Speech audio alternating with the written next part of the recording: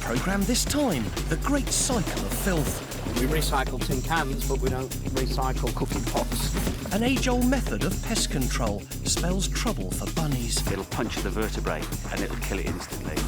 And graffiti blasting Julie gives it her best shot. I don't know about Vic, he's total rubbish. Because I don't cheat. I've got nothing to sound that mad. But first, a raid in Essex means red alert for the Environment Agency. We're looking for illegal waste sites. They could be car breakers or skip companies without permits. The officers are well briefed. OK, you've got your briefing sheets this morning, just to tell you that they have got personal details in, so they are confidential.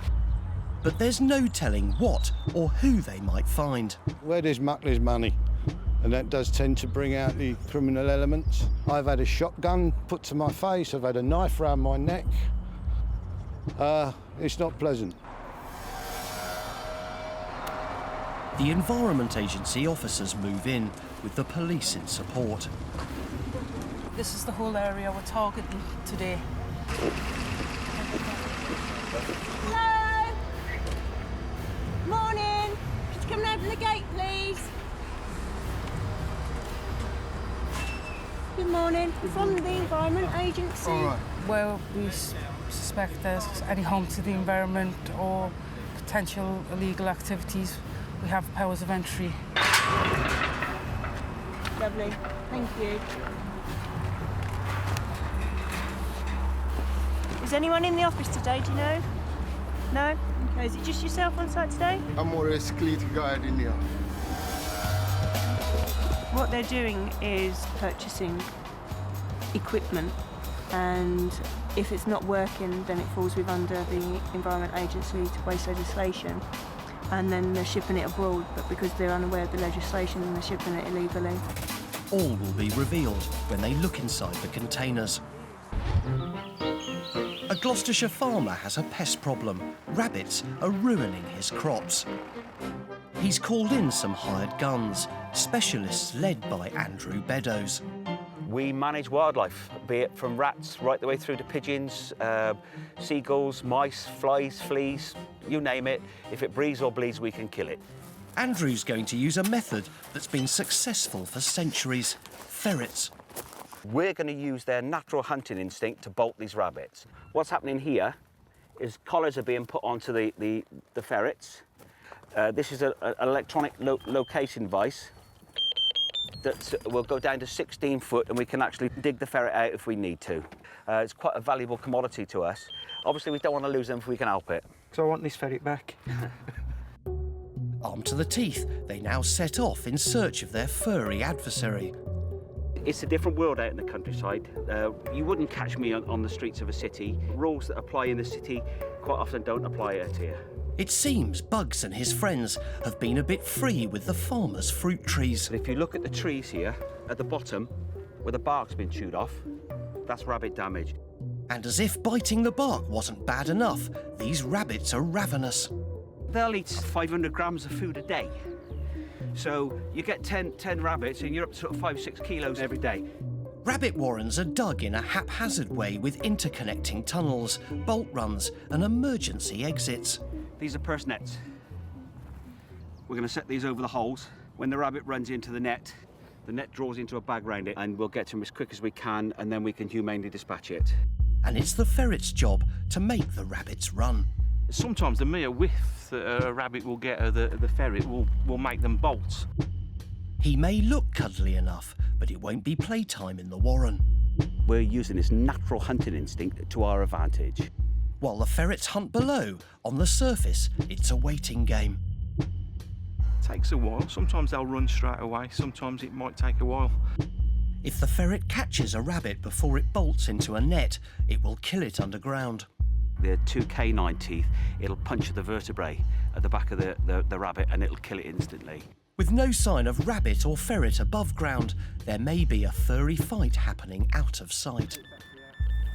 We might have to dig, but we'll just hang on a little while and then we'll see if we can locate the ferret using the electronic locator. The ferret has gone to ground. 6 foot. And he's not moved. They can start digging or change strategy. Basically, we're going to put ferret number 2 in, just to give the other one a bit of a hand, see if we can shift it on a little bit. The lads can only hope they're not throwing a good ferret after bad. It looks like we have to start digging. Back in Essex at the industrial estate, the Environment Agency officers begin their inspection of the containers. What we're doing is we're looking for evidence of waste, possibly depollution of cars and burning. I've got some concerns about that vehicle, because if it was roadworthy, I wouldn't suspect it to be on its side like that. Whether it's a car or electrical goods, if not in working order, they are automatically classified as waste. I'm just having a look at the fridges to see if they look like they might be in working order. We've got the plugs on off, they're blatantly damaged, or just trying to see if they've had parts removed. If they're in good working order, they can be used as they are. But if they're in bad working order, then it will be waste, and there are restrictions on what waste can be exported. Another container and another haul of white goods, which look decidedly past their best. Yeah, it's just it's had its pump removed, so that one is definitely waste. And now, some more filthy fallout. Mixed bag. Looks like there might be some vehicles in here. Yeah, there's a vehicle. Might get a PC kennel to ensure that hasn't been stolen or anything. It seems many of these are waste items and may be intended for resale, but where have they come from? Officers have intercepted a van arriving at the site. Just wanted to know what you were up to today, where you were going, and what you're taking the waste to. To this man, to selling this one. Okay. So where has the waste come from? This one? Yeah. From the street, from the rubbish I finding. Okay. Why would you take it into there? Because it's paying me £1.50 for each. Okay. These are waste products, and they shouldn't be taken to a site like that. It does say on the notice board, no waste. What is found somebody carrying waste who's unregistered? So what we'll do is give them the opportunity to come into compliance, just explaining the regulations to them in case they're unaware of what the legal requirements were. It seems these items may have been found at fly tips and brought here to be sold on, not correctly recycled. Looks to be washing machines, fridges. There are some horrible images of children picking over waste that we've exported to them, and so the impact on the people in those countries and the impact on the environment. But the people who are exporting the waste are not concerned about that, it would appear. But if it's nice and neatly sort of packaged, then they tend to be reused at the other end. This looks like it is suitable for reuse. Right, 1, 2, 3. That's it. Another container, and this time something entirely different. Computers. This looks pretty well packaged. No, if it's going to be waste, they're not going to take the time and effort to actually wrap it all up and make it nice and neat. This lot have been carefully wrapped and stacked, and if they're working, may not be illegal waste. Things have improved since the last time we were here, and we're going to have to maintain that presence so that people know that we're here and that we're keeping an eye on them and making sure that they're not polluting the environment or putting people's health or their well-being at risk. In the end, only 3 containers are questionable, and the port authorities are warned accordingly. Coming up, the truth about rubbish dumps. It just say, please don't call it a dump. A pest controller who eats his victims. This isn't cruel, it's a necessity. And a graffiti-busting duo settle an old score. Back at the rabbit warren, there's still no sign of rabbits or the 2 ferrets. Sometimes this can be a bit of a waiting game. You have to be patient. He's probably chasing a rabbit or 2 down there, and he's working his way to push them back out. But it isn't a rabbit that comes out first, it's predator number 1. If you look at this ferret, you see the blood on his nose.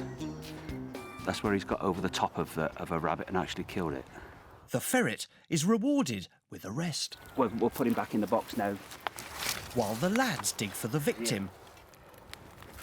Voila! But Bugs is still breathing.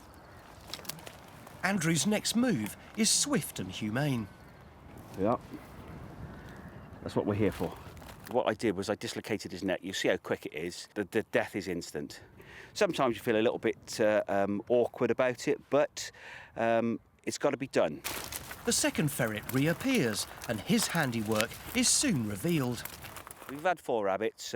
Farmer will be happy. The ferrets are happy. The only thing that's not happy is the rabbits. Rabbits were first introduced as a tasty delicacy, and these ones certainly won't go to waste. Take the fat out of the way. Then, in one swift movement, it's gutted. I should take the liver out. As a reward, this is what the ferrets will get. To the victor, the spoils. They enjoy that. And Andrew looks forward to enjoying the rabbits too. It could well be my dinner table on Sunday. Damage caused by rabbits runs to around £100 million a year. So a lot of people from the cities, they think that what we've just done is cruel. This isn't cruel, it's a necessity. Andrew heads for home, and today there's no need to stop in at the butcher. In Basildon, Andy is investigating another report of fly tipping. Here, the council provides pink bags for recycling materials. But Andy suspects that the contents of these bags may not be purely paper, plastic and glass. Already I can see quite clearly that the sacks are contaminated. It's got a cooking pan in there, which is metal. We recycle tin cans, but we don't recycle cooking pots. There's actually tea bags, what we would call contamination by food waste. I know it says plastic on the bag, but that's non-recyclable plastic. It's hard plastic. You can imagine this actually going through a mirth where it's full of dry recycling, like plastic bottles, tin cans and things like that. And then suddenly it comes across this along the conveyor belt. It's not a very nice sight at the best of times, but you know, it would cost thousands of pounds to remove that. Andy checks inside, looking for a name that might lead him to the fly-tipping culprit. Cut the name off that. But there is some good news. I've been quite fortunate on this occasion. I've actually got details of a resident, which is local to where we actually are at the moment. Andy rebags the rubbish for landfill disposal, but does he resent the culprit's behaviour? I don't, actually. They just need educating. Not to do it would be a lot easier and a better job.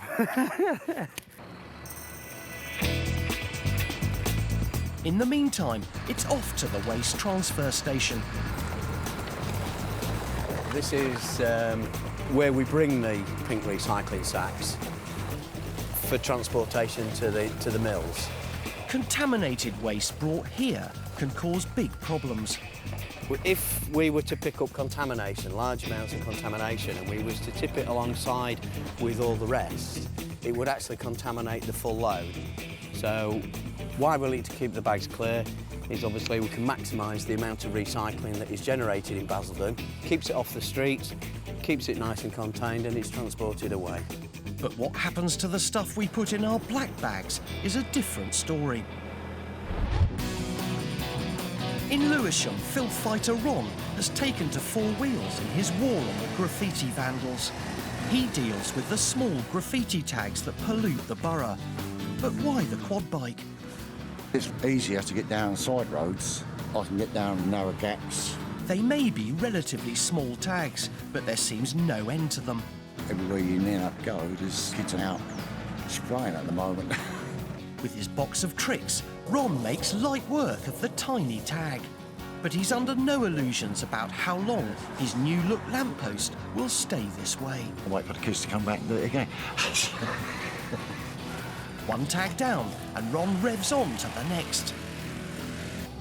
Looks like another simple job for tag-tastic graffiti buster Ron, but there's a small hitch. I haven't got any black paint on board because I've run out.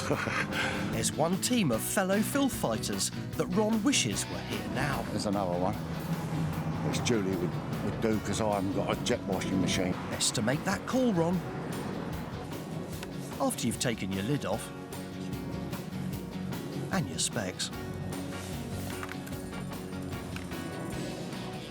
Julie? Yeah, there's some work down here for you. Minutes later, the cavalry ride to Ron's rescue. It's Julie and Vic. We're going to do this bit of blasting on the wall. We're going to knock out these couple of tags on the actual brickwork. Julie may have the big gun, but she's a biker and she quite fancies Ron's quad. I'd love to have one, mate. Boy, there won't be a park safe in the borough. When you're ready, Vico. I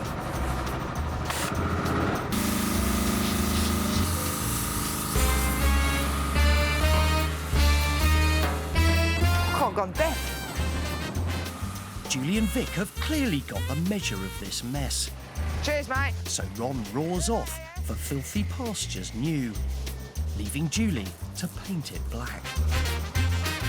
Julie's tasteful handiwork wins her a new fan. Hello, sweetie. Programme called Lassie. It could be Lassie phones Lewisham Council to report graffiti. Job done. Julie can prepare for her next engagement down the bowling lanes with fellow filth fighter Vic and her family. I don't know about Vic, he's total rubbish. He has to have the girders up at the side. No, rubbish a bowler because I don't cheat. Julie cheats. That's how she wins. I've got nothing to say on that matter because she can't cheat at bowling. Adios.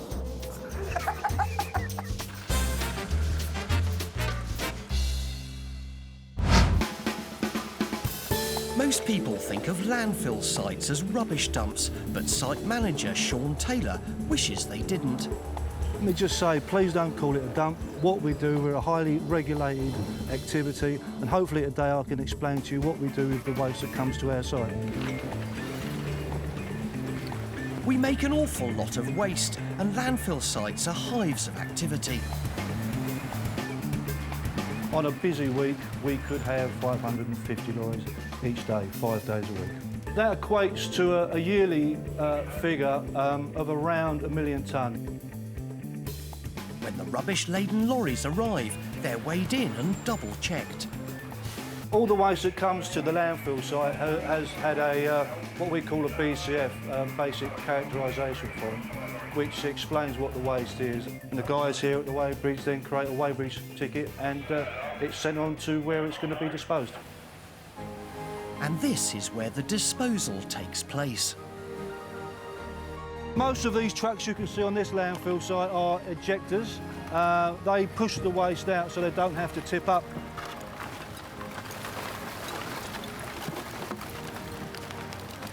Once the waste has been tipped off, then we use these big machines. We call them compactors, and you'll see he come along now and he will roll the waste into the landfill.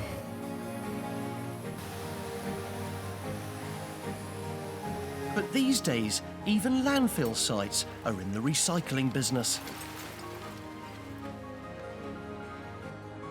This smoking mountain is made up of the organic stuff we chuck out and will be sold back to gardeners as nutrient-rich compost. Most of our green waste comes from either civic amenity sites or from doorstop collections. And as you can see, the shredder now is going to shred that up. From this area here, it's then put into the windrows where the biological activity will take place.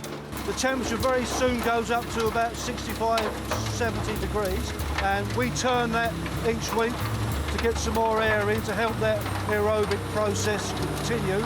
We add moisture and we keep those bugs happy so they do what they're supposed to do.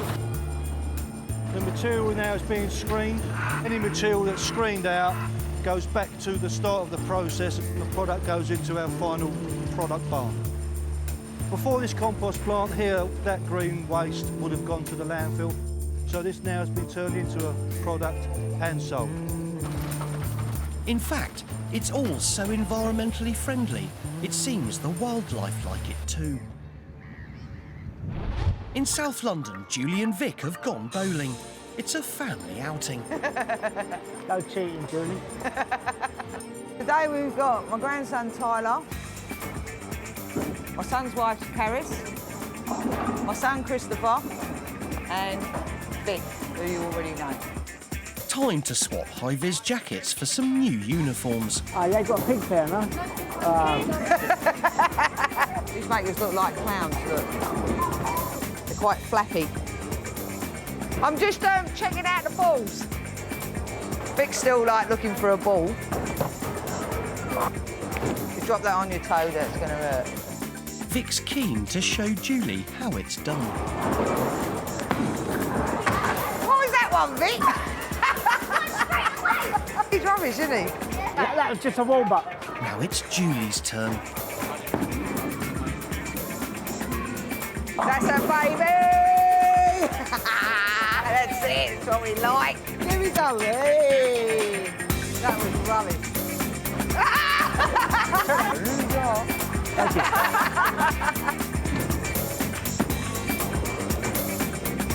Hey! Now who's the daddy? I think my mum was a bit of a toy boy, to be honest. She played a lot of football. Whoa, that was great, wasn't it, eh? Everybody knows her on the estate as well, really friendly, as you know. She's always talking to anybody and everybody. Always. 10-pin toppling, graffiti-busting Julie is also a doting grandmother. They're my world, basically, my family. Especially my grandson. He's my little angel, he is. I just work for them, really. Yes, yes, yes, yes! Go on, strike! That's what it's all about. Go to work, come out and have a little bit of fun. I don't know what's happened to Vic. I'll have to be weeping.